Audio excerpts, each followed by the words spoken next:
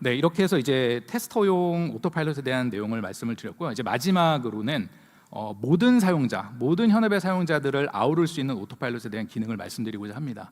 아마도 가장 관심이 많은 영역이 아닐까라는 생각이 들고요. 핵심 가치에 대한 몇 가지가 또 정리가 되어 있는데 몇 가지만 제가 뽑아서 좀 설명을 드리도록 하겠습니다. 이제 사용자가 일하는 곳에서 그들의 컨텍스트를 이해한다라는 것은 쉽게 말씀드리면은 이 모든 사용자용 오토파일럿은 그냥 AI 비서와 같은 역할을 합니다.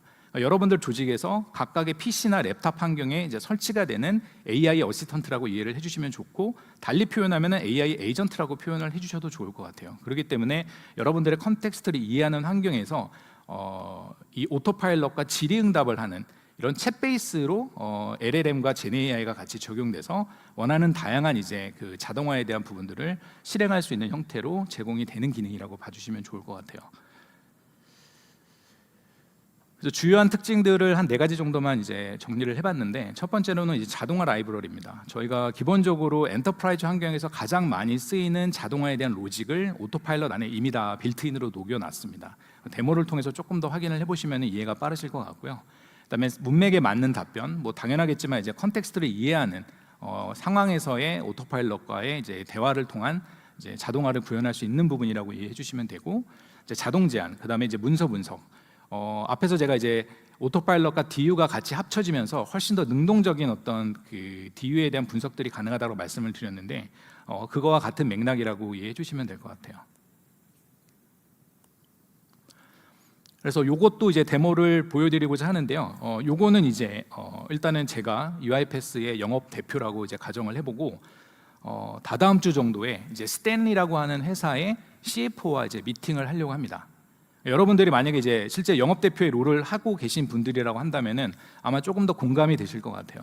그러면 실제 CFO를 만나기 전에 저는 영업 대표로서 어카운트 플래닝을 해야 됩니다. 그럼 첫 번째로 제가 잘 알지 못하는 회사이기 때문에 어떤 일들을 보통을 하게 되냐면 자료 수집을 해야겠죠. 외부 자료일 수도 있고 내부에 있는 자료일 수도 있습니다. 저 스탠리라고 하는 회사에 대한 자료를 수집을 해서 그거를 분석을 하겠죠. 그리고 유사 케이스에 대한 케이스들도 분석을 하면 좋을 것 같아요. 그 다음에 이제 이런 분석된 내용들을 기반으로 해서 이제 저 혼자만 고민해서 CF를 만나는 게 아니라 크로스 펑셔널하게 우리 팀에 있는 다른 멤버들 혹은 다른 부서에 있는 누군가와 미팅을 해서 전략적으로 우리가 CF와 어떻게 어프로치를 하면 좋을지에 대한 얼라이먼트를 할 필요가 있습니다.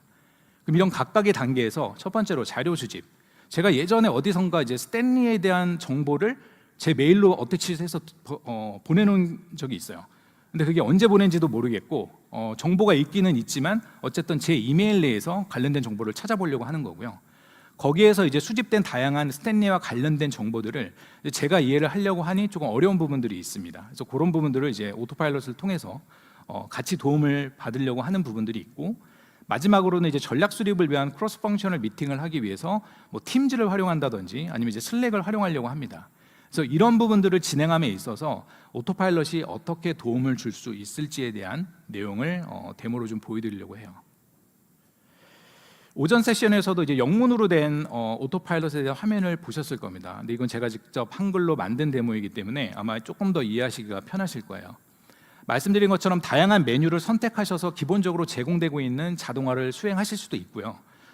제가 밑에 직접 이제 이번 달에 받은 메일 중에서 스탠리라는 회사와 관련된 메일 중에 첨부 파일이 있는 거를 좀 찾아줘라고 지금 오토파일럿한테 질의를 한 겁니다. 그러면은 관련된 메일이 있는 경우에 오토파일럿을 통해서 이제 첨부 파일이 있는 스탠리와 관련된 메일이 이제 확인이 됐고, 그 다음에 조금 아까 이제 보셨는지 모르겠는데 넥스트 스텝에 대한 레코멘데이션에 첨부 파일 다운로드라는 게 있었죠. 그래서 제가 그 버튼을 누르게 되면은 실제 이제 아웃룩 계정과 연결된 제 이메일 계정에서 어느 경로로 해당 문서를 다운로드할지를 지정할 수 있도록 제공이 되고 있고요. 이 문서를 열어보면은 제가 예전에 보내놨던 문서가 이 스탠리라고 하는 회사의 어닝콜 리포트예요. 그래서 리포트를 보려고 하니까 다 영문이고 제가 해석하려고 하니까 너무 어려운 거죠.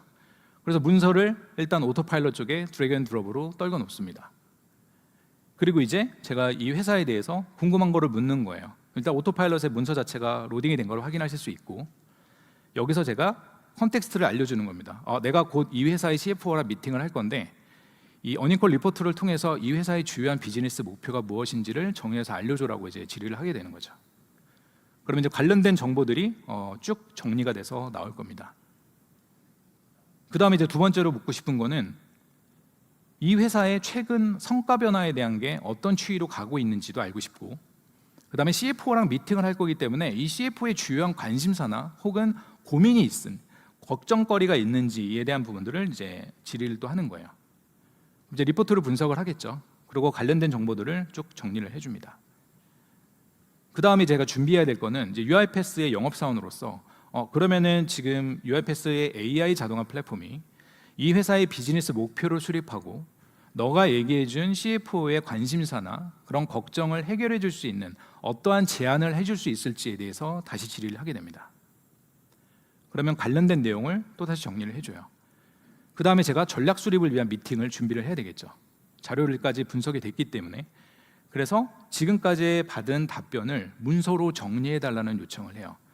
그러면 이제 워드로 받을지 혹은 뭐 PDF로 저장을 할지를 선택할 수 있고, 저는 PDF를 선택해서 저장을 할 겁니다.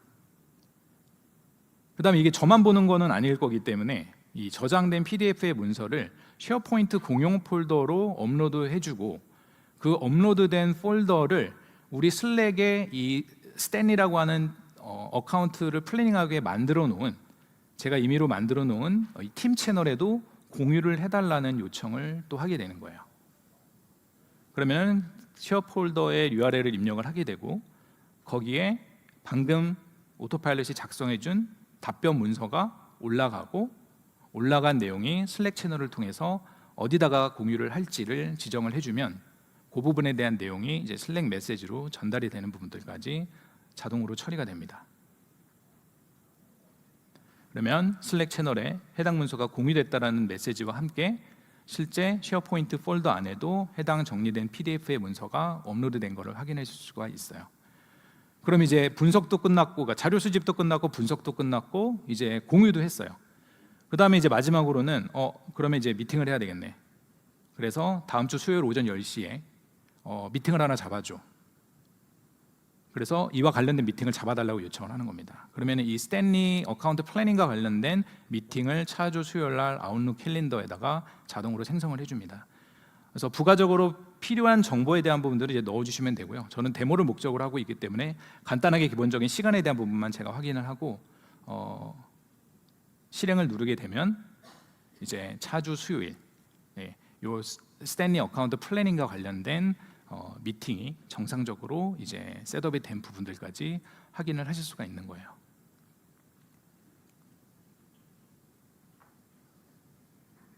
네, 그래서 스탠리 블랙에 관련된 이제 미팅에 대한 부분이 이제 캘린더에 잡힌 것까지도 확인이 되었습니다. 그래서 지금 오토파일럿 현업 사용자들을, 모든 사용자들을 위한 이 오토파일럿은 저희가 한 10월 정도에 공식 런칭을 예상을 하고 있습니다. 그렇기 때문에 아까도 말씀드린 것처럼 처음 저희가 이제 소개가 드릴 때 이제 몇 가지의 아웃 오브 더 박스의 그 시나리오들이 이제 인베드된 상태로 공개가 될지는 모르겠지만, 차후에 여러분들 조직 안에서 이제 필요로 하는 어떤 로직에 대한 부분들도 마찬가지로 오토파일럿 안에 넣으실 수가 있어요. 그리고 이제 앞에서 설명드렸던 컨텍스트 그라운딩을 통해서 여러분들 조직 안에 있는 이 컨텐츠나 레퍼런스나 리소스들을 이해한 상태에서 질의응답을 하는 과정으로 오토파일럿을 충분히 활용할 수가 있기 때문에 앞에서도 이제 제가 잠깐 언급드렸던 넥스트 에이전틱 프로세스 오토메이션의 그 메인 POC, 메인 그 인터랙션을 하게 될 최접점에 이제 오토파일럿이 존재한다라고 이해를 해주셔도 크게 무리가 없을 것 같습니다. 그다음에 앞에서 잠깐 이제 언급을 드렸는데, 요거는 이제 데모는 스킵을 하도록 할게요. 이제 시간이 초과가 됐기 때문에. 그래서 코파일럿도 팀즈 안에서 이제 다양한 어떤 뭐 이메일에 대한 이런 정리라든지 이런 것들을 자연어 기반으로 할 수 있다라는 건 알고 계실 겁니다.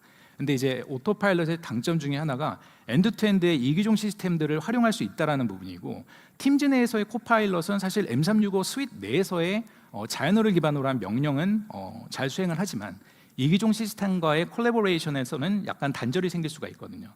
그래서 그런 부분들을 이제 오토파일럿으로 호출을 하는 겁니다. 그래서 예를 들면 팀즈 안에서 이런 부분들을 처리하기 위해 오토파일럿을 호출해줘라고 하는 그 명령을 자연어로 입력을 하게 되면 관련된 오토파일럿의 로직이 실행이 되면서 이게 인베디드된 형태로 같이 활용을 해보실 수가 있어요. 그래서 이거는 저희가 나중에 자료가 다 공개가 될 거기 때문에 한번 데모를 직접 활용해 보시면은 조금 더 이해를 하시기 쉬우실 것 같습니다. 그래서 오늘 제가 말씀드렸던 내용은 이제 오토파일럿에 대한 내용이었고요. 주요한 내용들 다시 한번 조금 말씀을 드려보면 일단 AI는 뭐 저희 RPA 플랫폼의 가장 핵심으로서 이제 AI 오토파일럿을 통해서 앞으로 AI 오토메이션에 대한 이제 중요한 축을 이루게 될 거라고 이제 말씀을 드렸고, 그다음에 LLM과 Gen AI에 대한 어떤 결합으로 이루어지는 총체적인 AI의 기능들의 경험 기반 세트다라고 이제 설명을 드렸습니다. 그리고 모든 운영 체제 및 다양한 비즈니스 애플리케이션 내에서 범용적으로 이용할 수 있는 기능이라고 이해를 해주시면은 좋겠습니다. 그래서 오늘을 이제 시점으로 해서 아마 다음부터 저희가 이런 공식적인 행사 자리에서는 아마 APA라고 하는 주제에 대해서 굉장히 많은 얘기들을 하게 될 것 같습니다. 그래서 앞으로도 발전되는 오토파일럿에 대한 모습들 많이 기대를 해주시고요. 다음 시간에 조금 더 알찬 내용으로 다시 한번 또 이런 시간을 가질 수 있도록 하겠습니다. 긴 시간 경청해 주셔서 감사드립니다.